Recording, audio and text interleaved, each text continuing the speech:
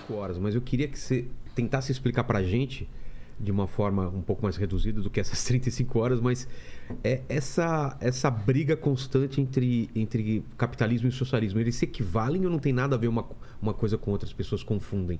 Ou é capitalismo, ou é socialismo, ou é real isso? Não entendi a pergunta, o que é... Se capitalismo e socialismo são opostos... São opostos. Ou uma coisa não tem nada a ver com a outra? São opostos. São opostos mesmo. Qual é a definição de cada um? Então, o capitalismo, ele foi uma evolução natural do comércio. Então, para a gente entender o capitalismo, que é o que eu faço no curso, eu volto lá para trás, desde a Idade da Pedra, onde existia um pequeno comércio incipiente, o quê? De troca? Pouquíssima produtividade, que apenas havia um troca, o escambo ou qualquer coisa do tipo. E como a vida era muito difícil, então até por isso que existia um papel muito separado da mulher e do homem, porque a vida é muito difícil, você morre de resfriado, o homem precisava sair para caçar e a mulher cuidava dos filhos e da casa, da caverna, da cabana, qualquer coisa assim. Então, você precisa entender que a gente veio disso e que a sociedade demorou muitos séculos para evoluir até o que a gente tem hoje. E aí foi vindo outras civilizações, foram aprendendo a fazer comércio. Então, você pega os fenícios, por exemplo. Os fenícios, a civilização fenícia fica onde hoje é o Líbano. Tá. Líbano, Síria, mais ou menos. E eles é uma terra que não é fértil, não é um lugar assim fácil, é uma terra pequena. Só que eles se transformaram numa civilização muito importante por causa do comércio. Começaram a fazer conquistas ali pelo mar Mediterrâneo e foram entendendo que eles precisavam dominar a navegação e o comércio. E assim eles enriqueceram. Isso aconteceu na Mesopotâmia, aconteceu no Egito, aconteceu em outros locais e os portos, as regiões portuárias, as cidades portuárias acabavam crescendo muito por causa desse comércio. E assim você ia desenvolvendo aqueles locais, mas com uma produtividade ainda muito pequena. Então, a riqueza do mundo ela era perto de zero até 1800. Porque a produtividade era pequena, você não conseguia produzir em massa. Então, os consumidores eram só a classe nobre, só os aristocratas, só o pessoal ligado a monarquias. Mas já tinha agricultura? Já tinha agricultura, mas imagina que você não tinha ferramentas ou você tinha ferramentas muito incipientes. Não tinha como produzir para muita gente. Exato, você não conseguia. As ferramentas que foram desenvolvidas no meio da Idade Média melhorou a produtividade do que eles tinham, mas assim, você melhorar a produtividade de algo muito pequeno, a diferença não é tão grande. Na Idade Média, você tinha uma situação em que as terras eram distribuídas pelo rei. Então, você tinha o rei distribuindo para os nobres. E os nobres faziam a proteção militar, né, do rei. Você tinha os servos. E aí, esses servos faziam a produção e entregavam a maior parte dessa produção para o monarca. E aí, se eles quisessem usar o moinho, que era do monarca, eles tinham que pagar por isso em produção. Então, imagina que praticamente todo mundo passava fome ou tinha uma vida assim, extremamente difícil. Você não tinha acesso à medicação, você não tinha tecnologia nem conhecimento para esse desenvolvimento, né? E aí, passado esse tempo, você foi para o mercantilismo ali a partir do século XV, onde já tinha havido um desenvolvimento maior pelo comércio, só que existia uma cabeça protecionista, que infelizmente muitos políticos têm essa cabeça até hoje, achando que economia é jogo de soma zero. Então, eles acreditavam que você pegar roupas produzidas na Índia era ruim, porque a Inglaterra iria ficar mais pobre por causa disso.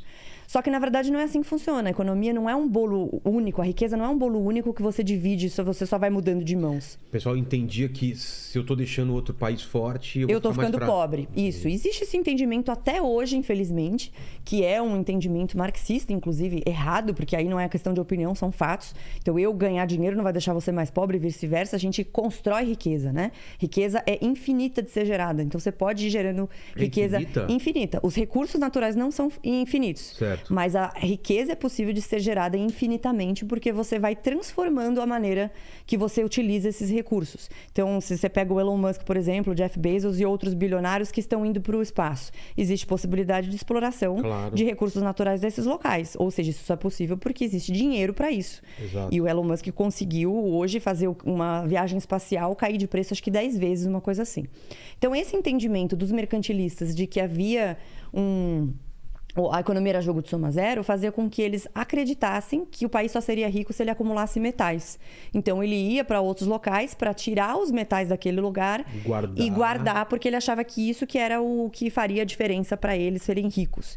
Conforme o tempo foi passando, alguns... Mas foi em algum momento isso mesmo? Nunca, a riqueza nunca foi sobre isso. Só que esse era o entendimento do que eles tinham naquela época. E o que adianta você ter um monte de ouro se você não tem o que fazer com ele? Você guarda ele lá no cofre e aí? Como é que você gerou riqueza com isso? Não é assim que você gera riqueza. E aí começaram a aparecer alguns teóricos, né, alguns filósofos, economistas que prestaram atenção nessas coisas. Então, David Hume, os fisiocratas, depois o Adam Smith, que foi o primeiro a entender de fato o que era aquele fenômeno que estava acontecendo. E aí veio a Revolução Industrial ali a partir de 1800, alguma coisa. Pouco antes de 1800, mas 1800 é um número redondo para a gente lembrar. A Revolução Industrial foi uma forma não homogênea de as coisas começarem a acontecer de forma a massificar a produção. Então, as pessoas saíram voluntariamente do campo e começaram a ir para as fábricas porque a fábrica estava pagando mais. Então, a opção do cara era ficar no campo morrendo de fome ou tentar a vida nas cidades. Então, as cidades foram sendo construídas de forma desordenada. Não foi um movimento homogêneo, simples, fácil, tranquilo. Não foi uma transição tranquila. Mas foi muito importante porque a partir da Revolução Industrial, pela primeira vez na história, o trabalhador também se tornava consumidor dos produtos que eram fabricados nas outras fábricas. E esse era o objetivo principal. Porque antes o agricultor, ele não era um consumidor, ele comia uma parte do que ele produzia. Do que ele produzia, e ele tinha... Existia um pouco de comércio dos excedentes, mas o excedente era muito pouco e o comércio era muito pequeno. Entendi. Ele não tinha acesso, por exemplo, hoje você vai no supermercado, você consegue comprar um salmão da Noruega. Exato. Você consegue comprar um queijo da era França. Muito restrito que ele conseguia comprar. Exato. E aí você tem... O Brasil acaba ficando um pouco mal acostumado à nossa ideia, porque aqui você consegue ter tudo muito fértil. Você produz muita coisa no Brasil. Você produz gado, você produz... a agricultura aqui é muito forte, então a gente tem muita fruta, muita... Agora pega um país, sei lá, Estônia. Tipo, é um país desse tamanho, num lugar frio pra caramba. Como que você vai crescer se você não produzir e não fizer comércio internacional? E a partir desse entendimento, os países que foram abrindo seus comércios e entendendo que era mais importante fazer esse capitalismo de livre mercado, foram os que ascenderam mais. A própria Estônia, que eu dei aqui como exemplo, é um excelente exemplo, que eu até conto a história inteira no meu curso, que eles foram Estado soviético forçado por 51 anos. A União Soviética, a Rússia, né, invadiu os países do leste europeu a primeira vez, aí vieram os nazistas, ficaram 4, 5 anos, e depois que acabou a Segunda Guerra Mundial, os soviéticos voltaram e ocuparam por mais 46 anos. Quando acabou a União Soviética em 91, e a cortina de ferro foi levantada, esses países estavam completamente dependentes da economia da Rússia, quebrados, com a tecnologia atrasada em relação ao Ocidente, né, Europa Ocidental, Estados Unidos. E aí o que a Estônia fez? Elegeram um primeiro-ministro bem oposto ao que era o modelo soviético, que era o Mart Laar. Ele está vivo ainda, discípulo do Milton Friedman, e ele começou a liberalizar a economia, mas não só isso, a fortalecer as instituições. Não adianta você só abrir o mercado se você não tem instituições fortes, porque aí você não tem lei que puna, que coíba a corrupção. Ele precisou fazer reforma monetária, precisou fazer reforma nas legislações. E com isso, rapidamente eles se transformaram num dos países mais ricos da Europa. O PIB per capita deles é 3 vezes maior do que o nosso. Em apenas 30 anos, eles são um país extremamente rico.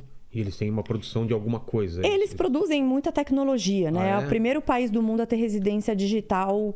Então, você não mora na Estônia, mas você quer ter uma empresa na Estônia e você quer absorver todo aquele meio ambiente corporativo da União Europeia.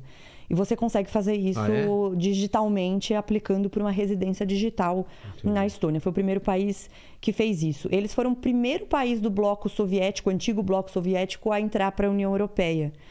E eles têm o nível de desenvolvimento que eles criaram lá foi absurdo. Começou a trazer dinheiro de fora, né? Investimento estrangeiro. Então, são exemplos muito interessantes que a gente tem. Claro que a Estônia é um país muito pequeno, é diferente do Brasil, mas você tem hoje o Brasil numa posição muito baixa em termos de liberdade econômica. Então, para você conseguir chegar... Claro que tem coisas que talvez não dessem certo no Brasil, porque é diferente, mas uma coisa que daria certo seria federalizar o Brasil, como é o caso dos Estados Unidos. Cada estado tem a sua liberdade. Exato, porque é diferente a necessidade do Amazonas e do Rio Grande do Sul. O país é um país continental, Exato. é muito grande, você tem muitas coisas envolvidas ali.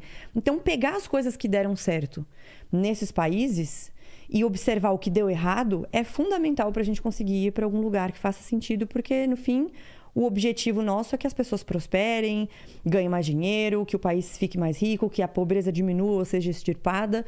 E não existe como fazer isso sem liberdade econômica.